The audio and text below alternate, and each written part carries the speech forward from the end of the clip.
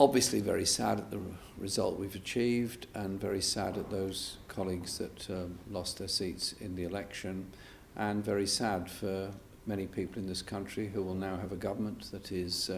continuing policies of austerity, and many of the poorest communities, I think, will suffer very badly from the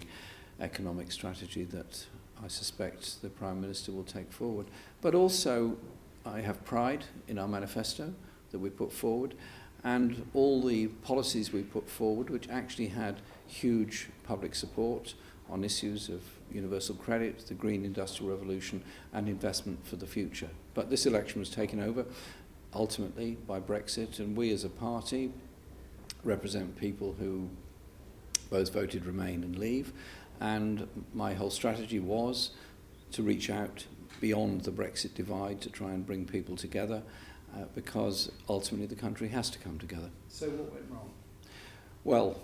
those in Leave areas, in some numbers, voted for Brexit or Conservative candidates, which meant that we lost a number of seats and we didn't make the gains that I'd hoped we could have done, particularly in the Midlands and Yorkshire in the north.